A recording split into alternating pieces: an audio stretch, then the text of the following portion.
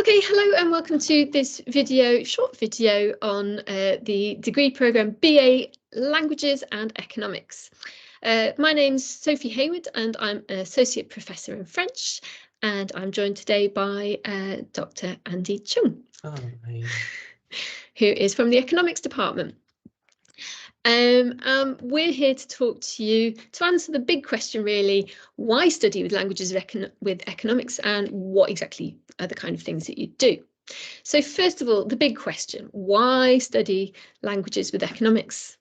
First of all, I would really underscore that languages with economics is a really rich and exciting degree that coheres, that brings together two quite distinctive but complementary subjects, as we're going to seek to show you. But essentially, in your economics side, you study, well, Andy's going to talk a little bit more about that, but you can really study a wide range of topics that kind of relate to economics and history and culture in the target language, and really start to build up a profile as somebody who has a specialism both in economics but also in the way cultures, politics and society works in other countries and languages.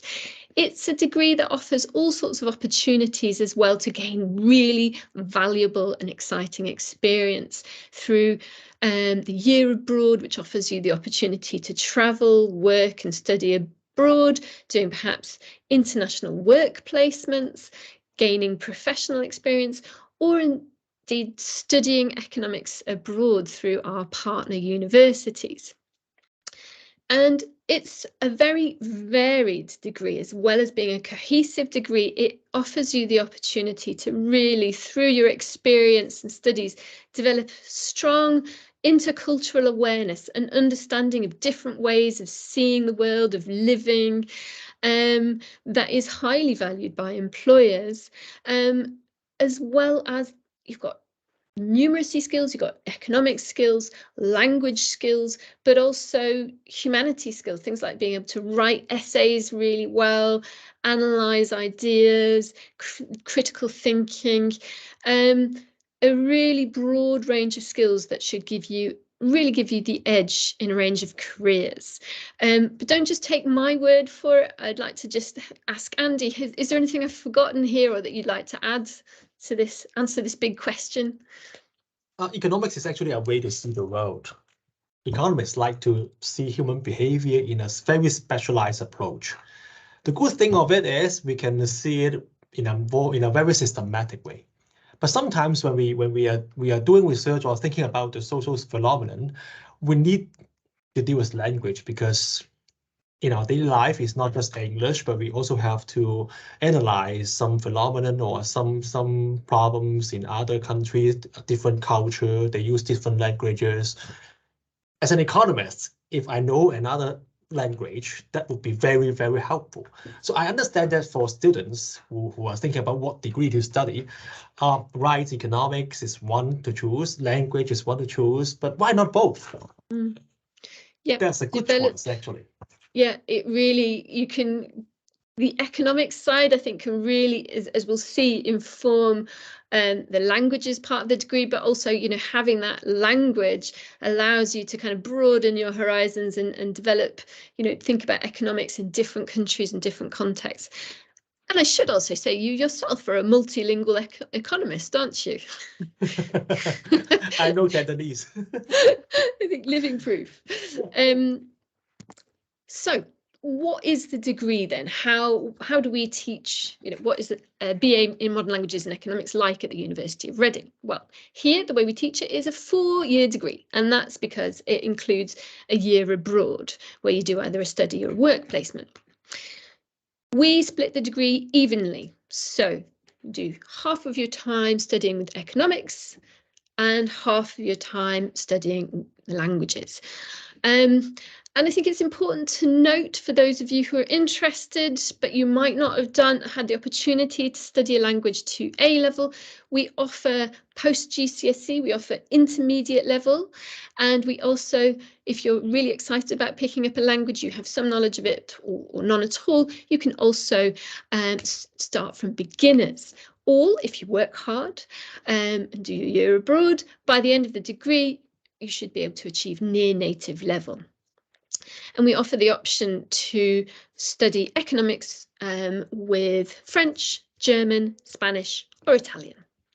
Okay, so second big thing at the University of Reading, I think is really, really important, underpins everything we do and really shapes the personality of your degree programs here, your studies, is that we are a research intensive university. So your lecturers are also researchers. They are the specialist experts in the field.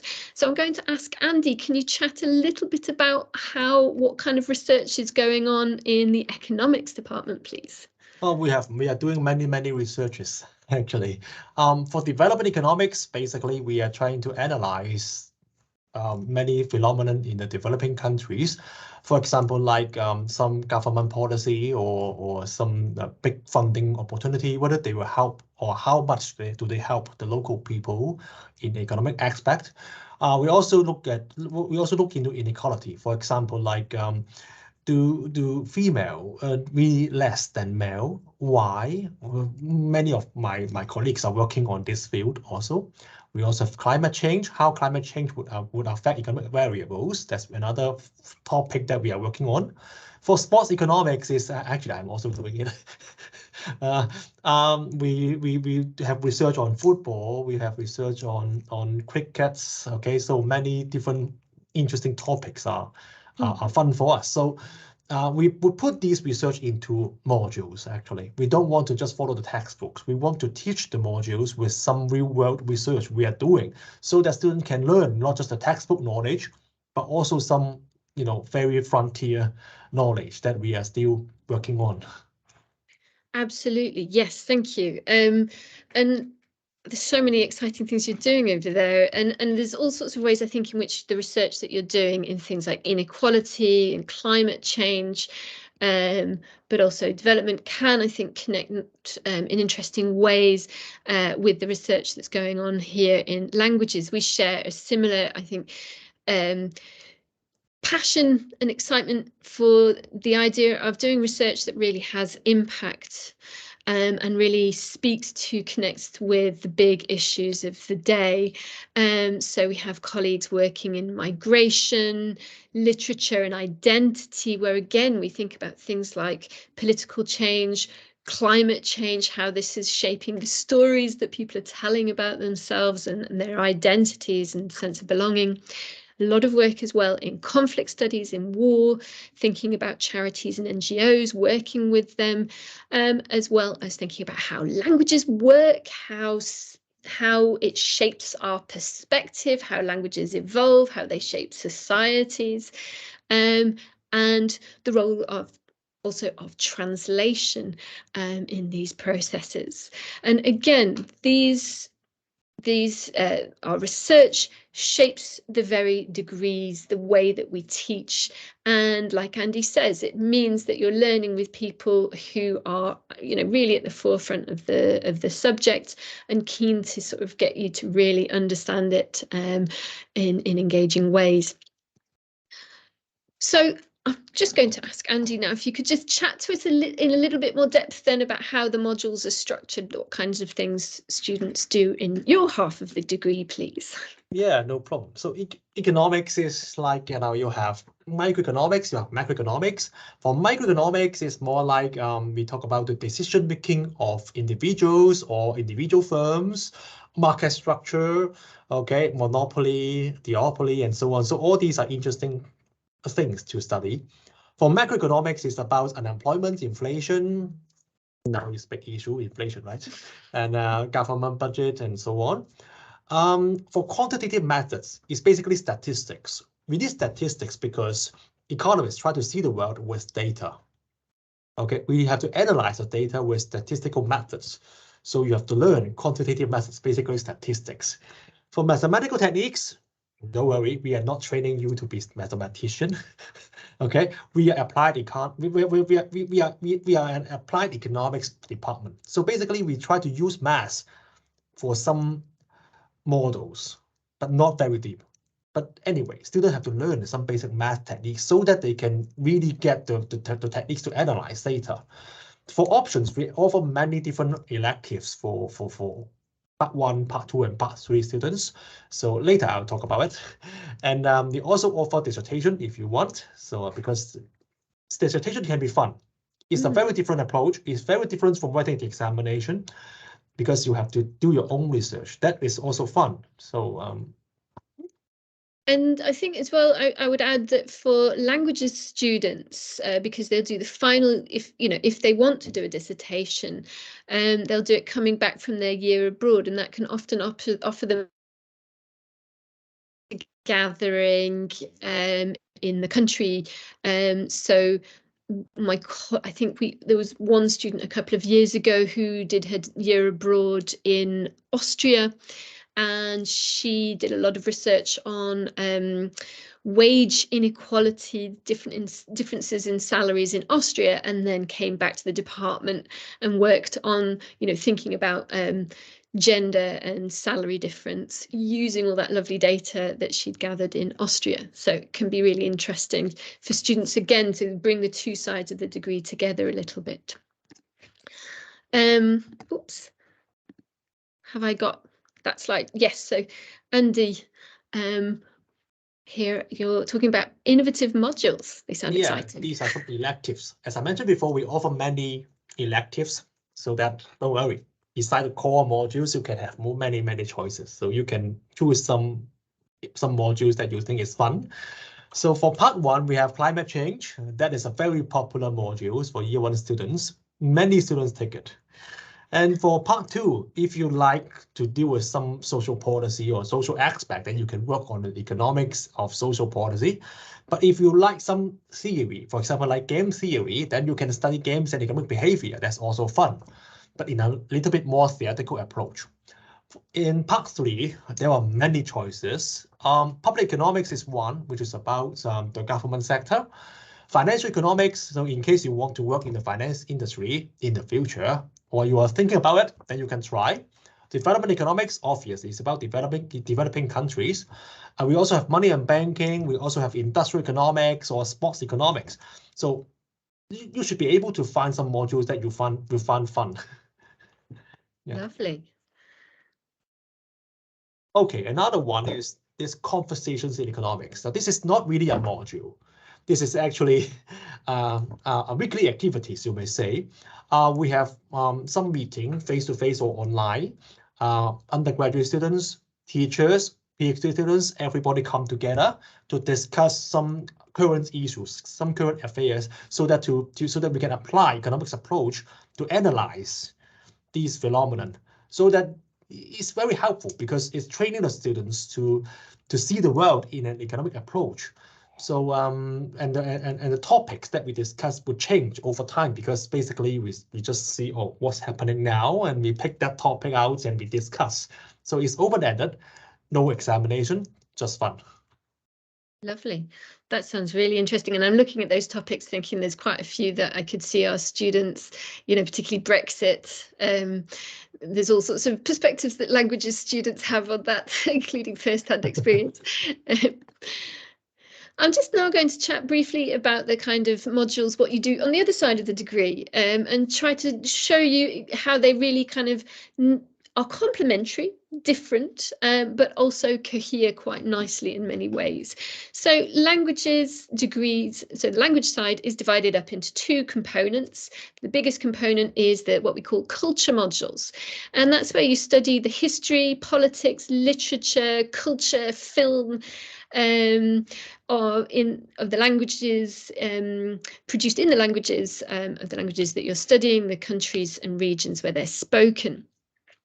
And these are shaped by our research. So we have lots of specialists working on history, particularly interested in nation states, but also globalisation. So in Spanish, for example, we have lots of specialists working in Spain, but also on Latin America. So we run modules looking at culture and revolution in modern Latin America. We have colleagues working on identity and conflict in modern Europe. That's quite popular with our economics students, actually. They have a lot to contribute to discussions there, unsurprisingly.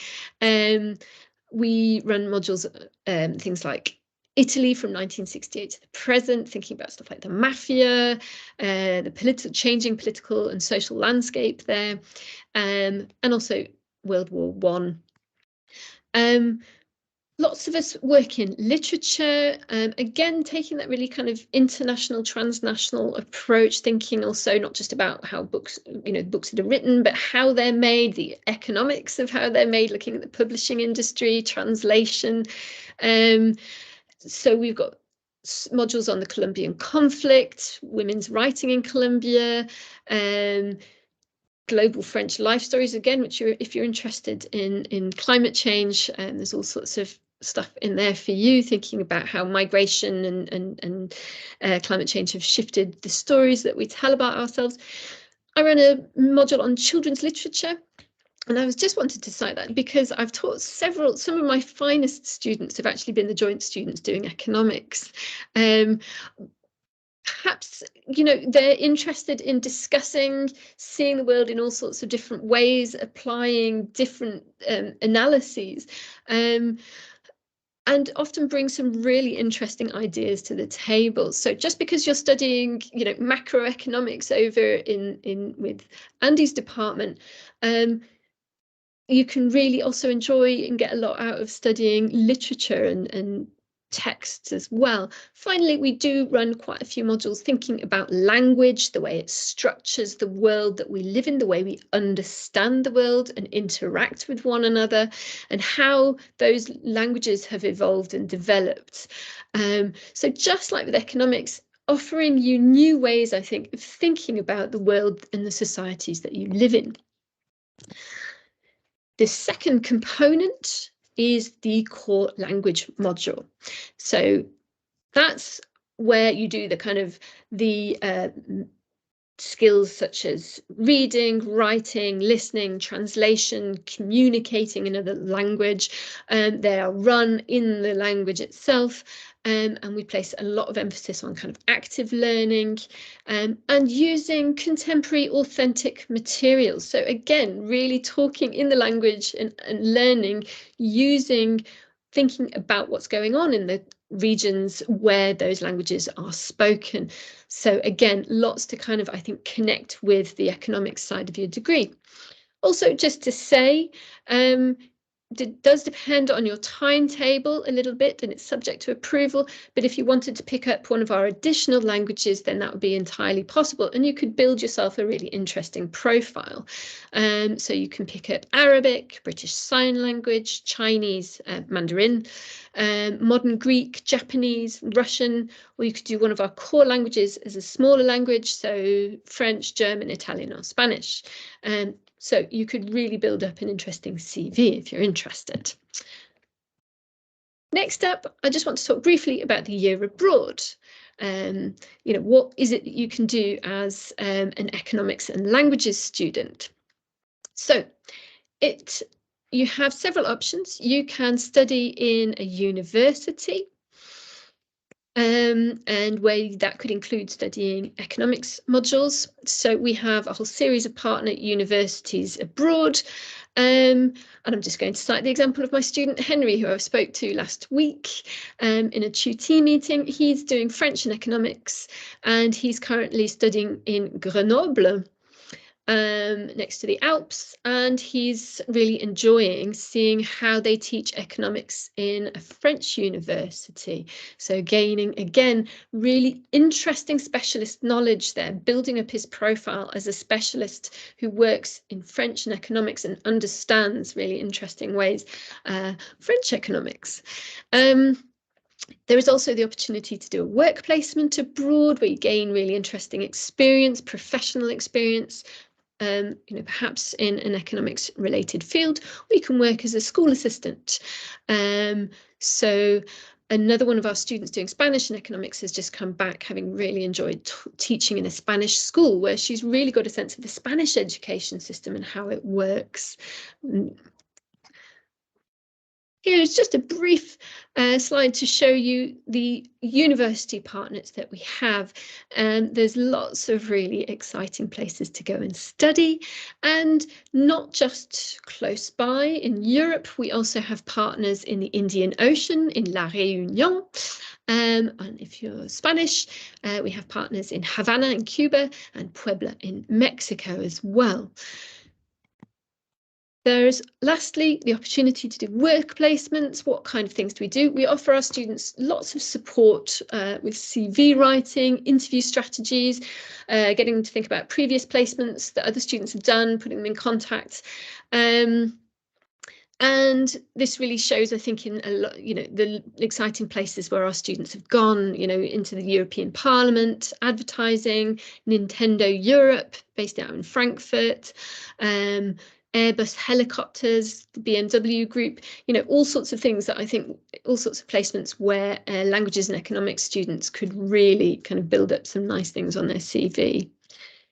And that's, I think, where we need to kind of end this presentation, is thinking about employability, because I think that is the real key to a languages and economics degree, is you are giving yourself a really exciting CV. All sorts of a real portfolio of skills and experience that tells a lovely story for employers. And you can see all sorts of different careers that our graduates go into, from civil service and international organisations. In fact, anything with international, any kind of employer with international links or kind of work tends to be very interested in languages grads, as well as media, advertising. Andy, where else what would you, is there anything to add here? I've been talking a lot, I'm aware. It's perhaps time to ask you to chime in a bit. Are there any careers I've missed, do you think, kind of things? Actually, economic side, okay, is also, there are lots of good opportunities, because our students who have done languages, who have also done economics, basically he can also choose to be an economist if he or she wants. So economics department also provide placement placement services. So in case students who want to help, who need help on CV or something to apply for economist job in government or in banks or something, that's also possible. Actually, we have many students who are now working in different government departments. For example, like Office for National Statistics. We also have students who are now work in the banks and so on, or finance industry. So opportunities are there. So given that you work hard, it's there, and language can be helpful. Absolutely.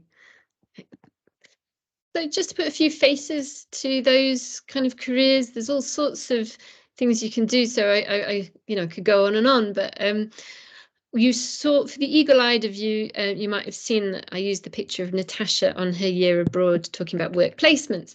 And that's because Natasha, who did a BA in Italian and Spanish, talks extensively, actually, very passionately about how her languages degree really transformed her life. She packed up her entire life to go to Chile. There she is in Santiago de Chile, where she did a marketing internship, and that really sparked her passion for marketing. And she's now working for the Accor Hotel Group, overseeing their brand storytelling for Northern Europe. And that's, I think, a really important takeaway is you gain experience, but also that real sense of how other cultures and markets work, I think, which again for economists is I think a useful thing. And then lastly, John Powell, again, really exciting career pathway. He did BA in French and Italian, then went on to postgraduate study in translating, and all the way has, worked for companies like PricewaterhouseCoopers and the European Union as well. And he's currently now research and publications editor and translator at the United Nations Capital Development Fund. So again, languages really can open some interesting doors for you. Andy, you've already talked a little bit about the kind of careers that your grads go on to, but here's a lovely list, I think, to kind of inspire people. Actually, economics, from economics, students would learn how to analyze data. This is a very useful skill. In many different sectors, they need people to analyze data. And if you are good in language or you know more than one language, that would be very, very helpful, because just like my own research, sometimes I want to work in a topic. The data set is from a non-English country, but I don't know that language. So what can I do, right? So I need to find somebody to help. So if you study economics and languages together, I think this is a very good combination. Thank you. Yeah, absolutely. You can see you've got a really lovely portfolio of skills, from the language skills to the communication skills to the economics and math skills. There's all sorts of things that you can go into with that kind of CV. Okay. I hope this has been helpful and hopefully inspired you to be thinking about this kind of degree. If you have any questions or you'd like to know anything more about our programs here in Languages and Economics, do get in contact with us. Here's our email addresses, but also follow us on Twitter, get a little bit of a sense of some of the things that we are up to. So thank you so much, Andy, for joining me today. It's been a real pleasure, and good luck with your studies, everybody. Thank you.